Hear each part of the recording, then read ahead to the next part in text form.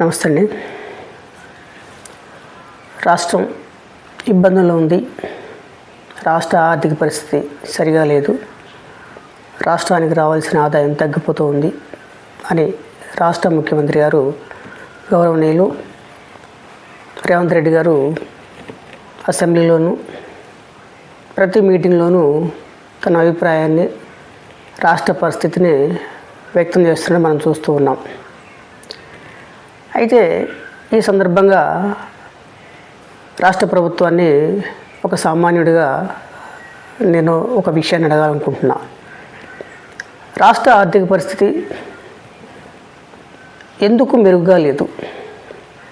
ఎందుకు రాష్ట్రానికి వచ్చే ఆదాయం తగ్గిపోయింది?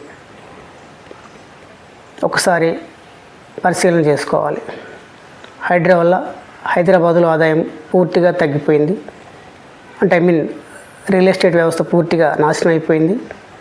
ఇవన్నీ జరిగిన తర్వాత ఇప్పుడు దిద్దుబాటు చర్య ప్రారంభించారు. దిద్దుబాటు చర్య ప్రారంభించి అందులో కొన్ని నిర్ణయాలు తీసుకున్నట్టు నిన్న ఇవాళ వార్తల్లో కానీ న్యూస్ పేపర్లో కానీ ఒక విషయాన్ని చూశారు. ఆ విషయం ఏంటంటే సిఎస్ శాంతకుమార్ గారు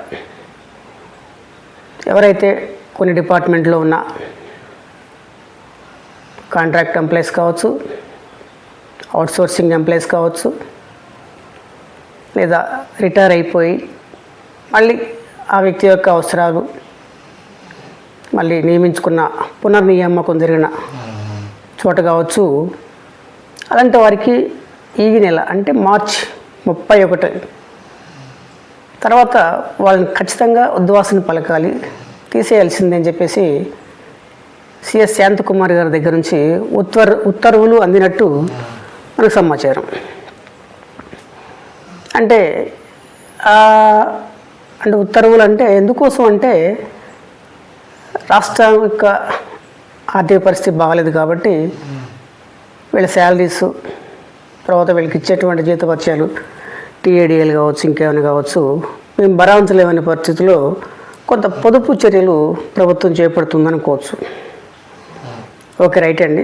పొదుపు చర్యలు చేపట్టడంలో తప్పేం లేదు, పొదుపు చేయవచ్చు.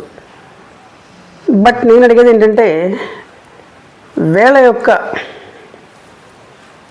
పొట్ట కొట్టడం ద్వారా మాత్రమే ప్రభుత్వం ఆదాయాన్ని సంపాదించుకోవాలి అంటే వీళ్ళకి ఇచ్చే శాలరీస్ మాత్రమే ప్రభుత్వ ఖజానాలో నింపుకొని ప్రభుత్వం నడుపుదామని అనుకుంటే పొరపాటు.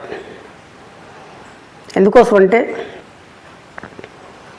వీళ్ళకి ఇచ్చే శాలరీస్తో పోల్చుకుంటే ప్రభుత్వం పెట్టే ఖర్చులు, మన రీసెంట్గా మొన్న చూసాం, హెలికాప్టర్ ఉంటే మంత్రి ప్రయాణం చేసే పరిస్థితి ఉంది. ఒక ముఖ్యమంత్రి ఎమర్జెన్సీ పీరియడ్లో హెలికాప్టర్ అంటే పర్వాలేదు, సాధారణ పరిస్థితుల్లో కూడా హెలికాప్టర్తోనే ప్రయాణాలు, సాధారణ పరిస్థితుల్లో కూడా ఒక లగ్జరియస్ లైఫ్. ఆర్థిక పరిస్థితి బాగాలేనప్పుడు కొంత మంత్రుల స్థాయిలో మీరే దాన్ని సమన్వయం చేసుకొని ముందుకెళ్ళాలి. అంతేగాని చిన్న చిన్న ఎంప్లాయీస్ ఎంప్లాయీస్ని తీసేసి వాళ్ళ జీతాల ద్వారా ఖజానాన్ని నింపుకుందాం అనుకుంటే పొరపాటది. సో ఒకవేళ వాళ్ళని తీసేయాలని ప్రభుత్వం నిర్ణయం తీసుకొని తీసేసింది అనుకోండి, వాళ్ళు ఎక్కడైతే పనిచేస్తున్నారో ఆ చోట్ల ఎంప్లాయీస్ లేకపోవటం వల్ల ప్రజలకు అయ్యే పనులు కొంత డిలే అవ్వచ్చు. ఎందుకోసం అంటే ఉన్న ఎంప్లాయీస్ మీద పని భారం ఎక్కువయ్యి పని ఒత్తిడి వల్ల ప్రజలకు అయ్యే పనులు సక్రమంగా జరగవని నా ఆలోచన. దానివల్ల ప్రభుత్వానికి చెడ్డ పేరు. ఎందుకంటే సఫిషియెంట్ ఎంప్లాయీస్ లేరు కాబట్టి వర్క్స్ త్వరగా కాకపోవటం ఇంకో సమస్య రావచ్చు. మరి ప్రభుత్వం చెడ్డ పేరును మోయటానికి సిద్ధంగా ఉందా? ఆలోచించాలి. ప్రభుత్వం ఒకవేళ వీళ్ళ ద్వారా ఆదాయం సంపాదించుకోవాలనుకుంటే అది కేవలం అమాయకత్వమే. లేదనండి, నిజంగా వీళ్ళతో అవసరం లేదని భావిస్తే తీసేయండి. అవసరం ఉంది అని భావిస్తే పర్మనెంట్ పోస్టులు ఫిలప్ చేయండి.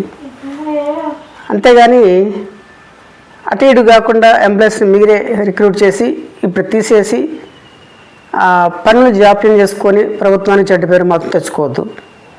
ఆదాయాన్ని సమకూర్చుకోవటానికి ఇంకా అనేకమైన మార్గాలు ఉన్నాయి. ప్రభుత్వం నుంచి, హైదరాబాద్ నుంచి రియల్ ఎస్టేట్ వ్యాపారం జరగాలి, లేదా ఇంకేదన్నా కార్యక్రమాల ద్వారా మంచి వసూళ్లు జరిగి ప్రభుత్వ ఆదాయం పెంచుకోవాలి తప్ప ఎంప్లాయీస్ పట్టుకొట్టి మాత్రం ఆదాయాన్ని పెంచుకోవాలనుకోవటం పొరపాటు. Thank you.